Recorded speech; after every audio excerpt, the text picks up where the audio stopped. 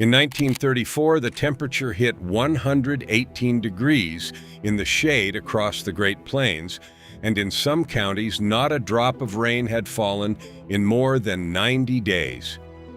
Yet farm families survived without a single sprinkler, pump, or drip line. How? The answers have been almost completely forgotten. Number 19 on this list saved entire gardens using nothing but a buried clay pot, a trick more than 3,000 years old. And number 4 kept milk cold through a 100-degree afternoon with no ice and no electricity. These were not lucky accidents. They were hard-won survival knowledge, passed hand-to-hand across kitchen tables and fence lines. Before we count them down, hit that subscribe button, because some of these tricks still work better than the gadgets you can buy today. Let's begin with number 25. Number 25, watering at dusk and before dawn. On the plains, when the sun climbed high, a bucket poured on a bean row at noon was half wasted before it reached the roots. Farm wives knew this by hard experience, so they carried water in the blue hour before sunup and again after the sun dropped behind the barn, when the ground had cooled and the wind laid down. Water sank deep instead of steaming off the surface. A single trip to the pump could do the work of 3 made in the heat of the day. Children hauled the buckets, half asleep, dew soaking their bare feet, grumbling that the beans got a drink before they did. But the logic was iron. Every ounce that went into the soil instead of the air was an ounce that did not have to be hauled again. Timing, not volume, was the first rule of a dry summer. Number 24, whitewash and lime.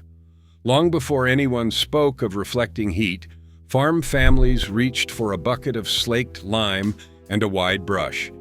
They painted the henhouse, the barn, the trunks of the orchard trees, and often the south wall of the house itself, a blinding chalk white.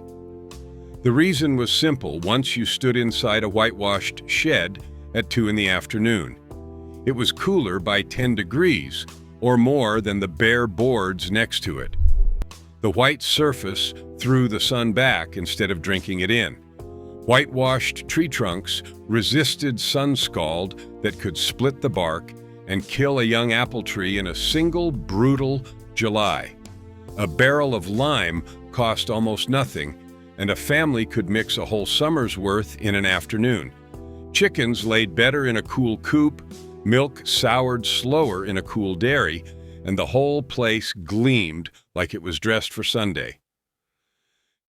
Number 23, damp burlap and hanging wet sheets.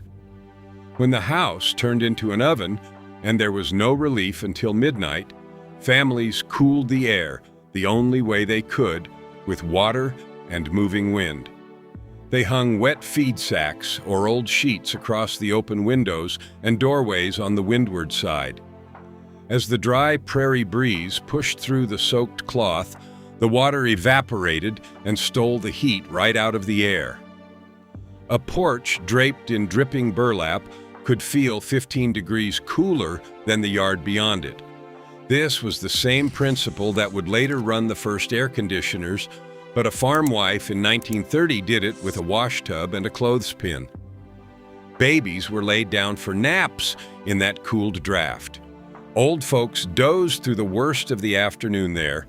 It cost nothing but the labor of wetting the cloth again every hour as the heat drank it dry. Number 22, rain barrels at every downspout.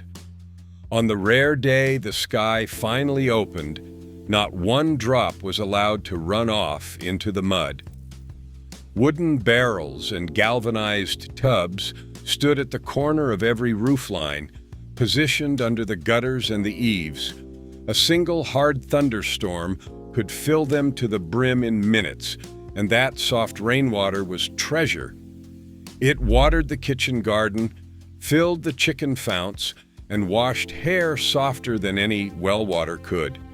Families learned to read the clouds and run for the barrels the instant thunder rolled, tipping out the old stale water chows and setting everything to catch the new. In a country where the well might go bad or run low by August, a row of full rain barrels was money in the bank. The children who complained about hauling them in spring understood their worth by the third rainless week of July. Number 21. Gray water on the garden. In a drought, no water was ever used only once.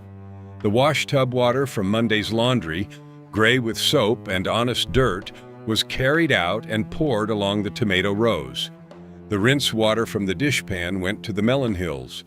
Even the water a family bathed in on Saturday night, one after another in the same tub, ended its life on the flower beds by the porch. The mild soap did the plants no harm and may even have discouraged some bugs. Nothing that had touched water was thrown away, while a single plant still stood thirsty. A careful housewife could keep a whole vegetable patch alive on wash water, alone through weeks without rain. This was thrift, raised to an art. On a dry year farm, water belonged to no single chore. It moved from job to job until every last drop was spent. Number 20. Mulching with straw and manure. The old farmers knew that bare dirt was a thief. Left uncovered under a blazing sun, the soil cracked, baked, and gave its moisture up to the sky. So they smothered it. They spread thick blankets of straw, spoiled hay, rotted manure, and dead leaves over the roots of everything that mattered: the potato hills, the cabbage, the young corn. Beneath that layer, the ground stayed dark and damp long after the open field had turned to powder. Lift a forkful of straw in August, and the soil under it was cool and crumbling and alive with worms. The mulch also choked out the weeds that would otherwise steal what little water there was. A family with a good straw pile could carry a garden through a dry spell that killed their neighbor's bare earth rows outright. It was the simplest insurance there was, and it cost only the labor of hauling it. Number 19. The buried olla. Here is one of the oldest tricks on this list, and one of the smartest. In the dry Southwest, families sank unglazed clay pots called ollets right into the garden soil, buried to the neck with only the mouth showing above ground. They filled the pot with water and set a flat rock over the top. The porous clay let water seep out slowly, hour by hour, directly to the roots of the plants clustered around it, deep underground where the sun could never touch it. Almost nothing was lost to evaporation. A single filling could keep squash and beans alive for days. This method is more than 3,000 years old, carried across deserts from the ancient world, and it delivers water more efficiently than a modern sprinkler that throws half its spray into the hot air. Gardeners who rediscover ollas today are astonished. Their great-grandparents in the dry country never forgot. Number 18. Shade arbors over the seedlings. A young transplant set out in the full glare of a plains summer would wilt and die by noon. So farm families built shade. They stuck leafy branches into the ground on the sunny side of tender plants, or propped up old boards, or stretched worn bed sheets across cornstalk frames to make a dappled roof. Under that shelter, the seedlings kept their leaves and put down roots instead of scorching. Cabbage, lettuce, and newly set tomatoes all needed protection through the killing weeks of July. The shade cut the water they lost through their leaves, so a plant under cover could survive on a fraction of what a bare one demanded. Mothers taught daughters to watch the little plants like babies, moving the shade branches as the sun swung across the sky. It was fussy, patient work, but a shaded garden lived while an exposed one turned to brown stubble. Number 17, the root cellar. When the harvest finally came in, the heat became the enemy again, threatening to rot everything a family had fought to grow. The answer was to go underground. Nearly every farm had a root cellar dug into a hillside or beneath the house, walls of stone or packed earth, a heavy plank door, and air that stayed cool and damp year-round, even when the yard above shimmered at 100 degrees. Potatoes, onions, carrots, apples, cabbages, and crocks of butter all kept for months in that steady chill. Jars of canned beans and peaches lined the shelves like a bank vault. The temperature down there might hold near 55 degrees through the worst August afternoon, a miracle of cool that cost nothing but the digging. A well-stocked root cellar was the difference between eating through the winter and going hungry. It was the beating heart of a self-reliant farm. Number 16, the spring house. Families lucky enough to sit near a flowing spring or a cold creek built a small stone house right over the running water. The stream flowed through a channel in the floor, and into that cold current they set their crocks of milk, their butter, their cream, and their eggs. The moving water carried the heat away and held everything at spring temperature, cold enough to keep milk sweet for days in the dead of summer. The spring house was a natural refrigerator that never needed ice and never quit. Inside, the air was cool and green and smelled of stone and water, a blessed relief from the blast furnace outside. Butter came out firm, milk came out cold, and the family drank from the spring itself on the way past. For farms blessed with running water, the spring house was one of the great comforts of the old, dry summers. Number 15, sunken waffle gardens. The Pueblo peoples of the arid Southwest perfected a design that farm families across the dry country later borrowed. Instead of raising their beds up, they sank them down. They shaped the earth into a grid of shallow squares, each one rimmed by a low ridge of packed soil, so the whole plot looked like a giant waffle. When water was poured or rain finally fell, every drop was trapped inside those little walls and held right over the roots instead of running off across the hard ground. The sunken beds also sheltered the plants from the drying wind that scoured everything at ground level. It was a way of catching and cradling water that turned a few precious buckets into a living garden. Centuries of desert experience were built into that simple grid, and it grew corn and beans and squash where the flat, open ground would have grown only dust. Number 14, the Three Sisters. Long before the settlers came, native families had learned to plant corn, beans, and squash together in one mound, and the wisdom of it carried straight into the hardest dry years. The tall corn gave the beans a pole to climb. The beans fed the soil with nitrogen the corn craved, and the broad squash leaves sprawled across the ground below, shading the earth, choking the weeds, and sealing the precious moisture underneath their canopy so it could not burn away in the sun. 3 crops in the space of one, each helping the others survive. Under that living blanket of squash leaves, the ground stayed damp when the open field cracked. A family working a Three Sisters plot got more food and lost less water than they ever could have, growing the three apart. It was companion planting centuries before anyone gave it a fancy name, and it was pure survival genius.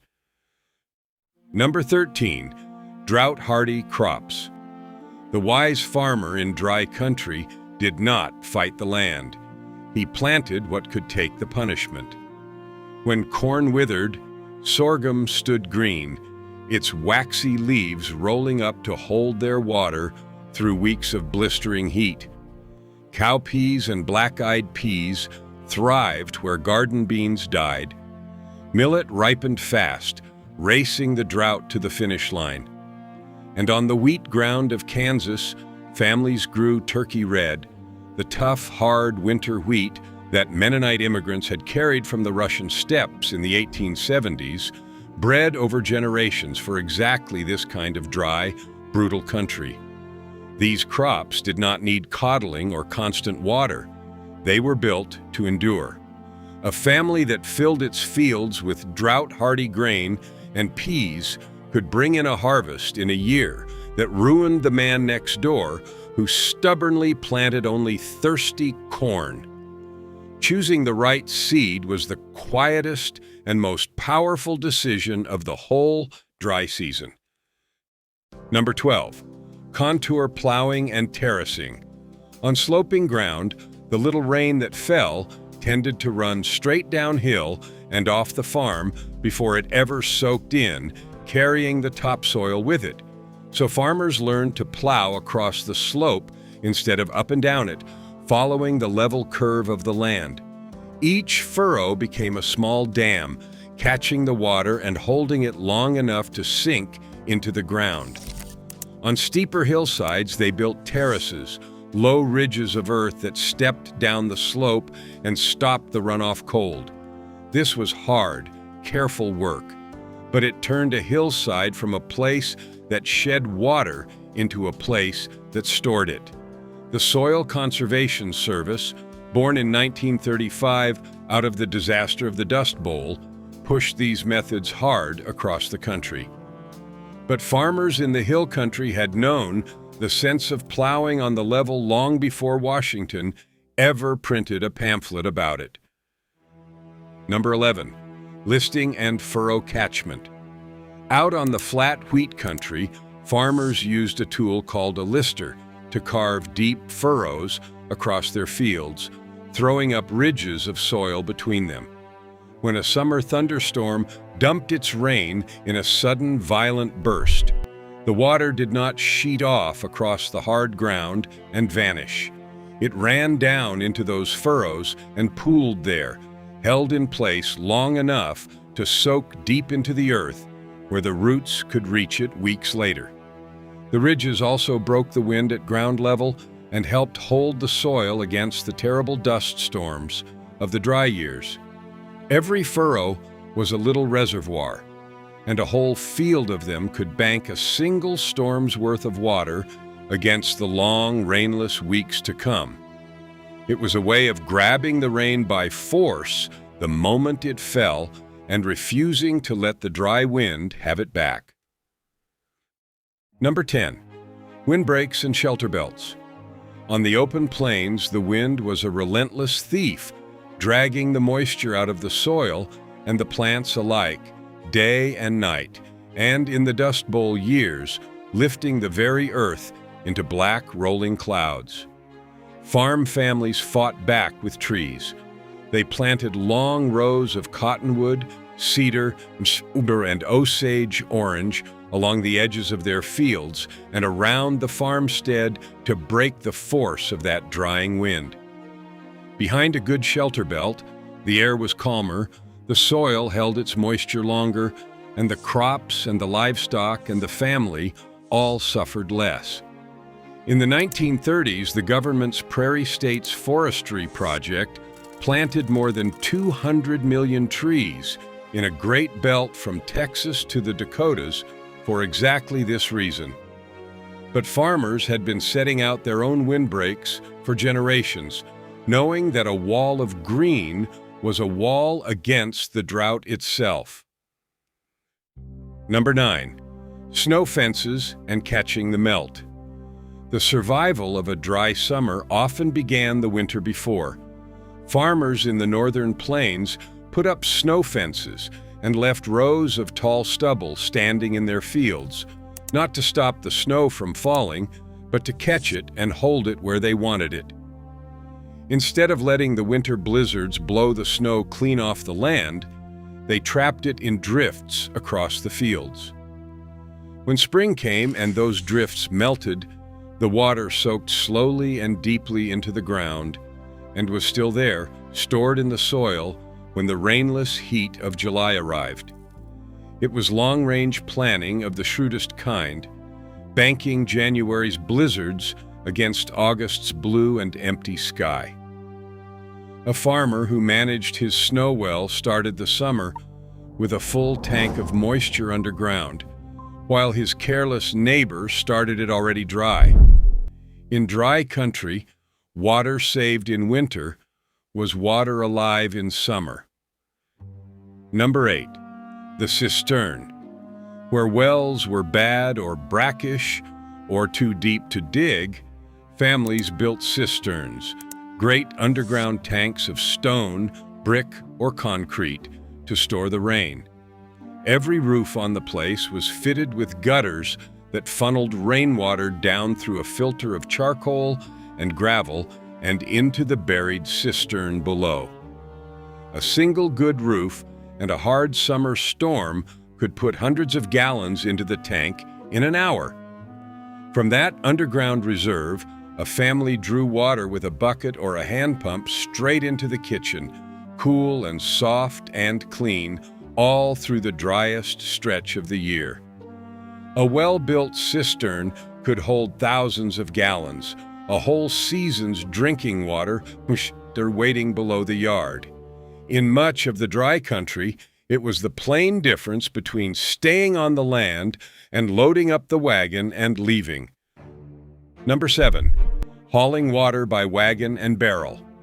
When the well ran dry and the cistern emptied and the garden still needed drinking, there was nothing left to do but go and get water. Families hitched the team, loaded wooden barrels or a galvanized tank onto the wagon, and drove miles to the nearest river, creek, or neighbor's deep well that had not failed. They filled the barrels by the bucketful, hauled the sloshing load home over rutted roads in the beating sun, and rationed every drop when they got there. It was brutal, endless labor, a full day's work for water that would be gone in a few days. Children took the reins so the grown men could keep working the fields. The memory of that long, thirsty haul stayed with people their whole lives. It was the hard bottom of a dry year, endured because the only other choice was to give up. Number 6. Summer fallow. Perhaps the most disciplined trick of the dryland farmer was to grow nothing at all. Every other year, a field was left unplanted, plowed clean, and kept free of weeds all season long. It looked like waste to an outsider, a good field standing idle. But that resting field was quietly doing the most important work on the farm. With no crop drinking it and no weeds stealing it, 2 full years of rain and snowmelt soaked down and collected in the soil, stored deep in the ground. When the farmer finally planted that field the next spring, the seed drew on 2 years of banked moisture instead of 1, and it could carry a wheat crop through a summer that would have starved a field planted every year. It took nerve and patience to leave good ground bare. But summer fallow was how the dry plains were farmed at all, saving water by the simple act of waiting. Number 5. The dust mulch and dry farming. Here is where the science gets clever and a little tragic. Around the turn of the century, dryland farmers embraced a method that seemed almost magical. After every rain, they would harrow the top few inches of soil into a fine, loose, dry powder. The theory was that this blanket of dry dust sealed the damp earth below and stopped the moisture from wicking up to the surface and evaporating away. Underneath the mulch, they believed, the water stayed locked in for the roots. For a time it seemed to work, and dry farming opened millions of acres of the plains to the plow. But here is the twist history delivered. That endlessly pulverized topsoil stripped of its cover and ground to powder, was exactly what the great winds picked up and carried off in the black blizzards of the Dust Bowl. A survival trick, pushed too far, helped feed the very disaster it was meant to outlast. Number 4.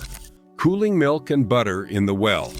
With no ice and no electricity, keeping milk from souring in the heat was a daily battle, and the deep well was the family's secret weapon. Fresh milk was poured into tin pails or crocks, sealed tight, and lowered on a rope down into the cool, dark of the well until the containers hung just above the water.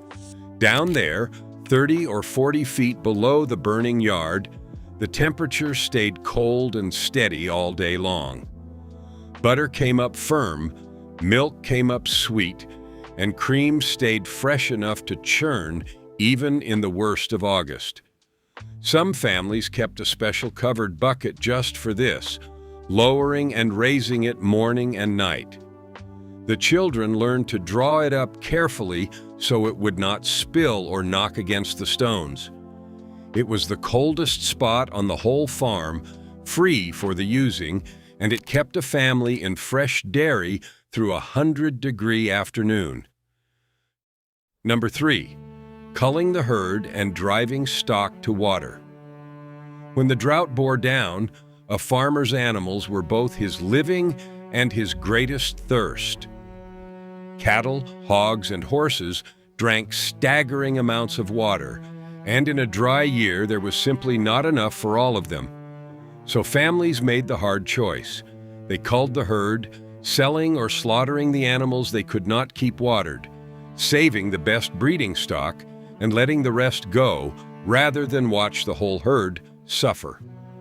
The animals that stayed were driven, sometimes for miles, to whatever creek or spring or windmill tank still held water and driven home again. In the worst years, farmers hauled water to the stock in the same barrels they hauled it for themselves, or cut down thistles and cactus for the cattle to eat when the grass burned away. Keeping even a core of the herd alive through a killing summer meant a family could rebuild when the rains returned. Number 2. Canning, drying, and preserving. A dry summer was a race against ruin, and the finish line was a full cellar. Whatever the garden and the fields managed to produce, the family raced to preserve before it spoiled in the heat. Mothers and daughters stood over boiling kettles in kitchens, hot as forges, filling jar after jar with beans, tomatoes, corn, and peaches, sealing the whole year's eating under tin lids. They sliced apples and strung them to dry, laid corn and beans out in the sun until they rattled and salted and smoked what meat there was. Every jar on the shelf was a meal saved against a winter that might bring no relief. In a good year, this was ordinary work. In a drought year, when the harvest was thin and uncertain, it was survival itself, the difference between a family that ate through the cold months and one that did not. Nothing that could be kept was ever allowed to go to waste. Number 1, the windmill and the stock tank. And in first place, the single invention that made life on the dry plains possible at all, the windmill. Rising over nearly every homestead, its steel blades turning in the endless prairie wind, the windmill reached down into the earth and pulled up the one thing the sky refused to give. The wind that tormented the crops and dried the soil was put to work, spinning the wheel that drove the pump rod up and down, drawing cool groundwater from deep below the drought-stricken surface into a great round stock tank beside it. From that tank, the cattle drank, the garden was watered, and the family filled its pails. It ran day and night, for free as long as the wind blew, which on the plains was almost always. The windmill turned unlivable country into farmland and kept animals and people alive through summers that should have driven them out. More than any other thing on this list, it was the lifeline of the dry country, the tireless iron flower that let families stay. From the first bucket carried at dawn to the windmill turning against the empty sky, these 25 methods tell one story. Farm families survived the worst droughts this land could throw at them, not with machines, but with knowledge and patience, and the refusal to waste a single drop. Try one of these yourself this summer. A rain barrel, a buried clay pot, a thick bed of mulch, and see if your grandparents were onto something we forgot. Then, tell me in the comments which trick surprised you most. Because before the pumps and the pipelines, this was how the land was won. And this knowledge is worth remembering.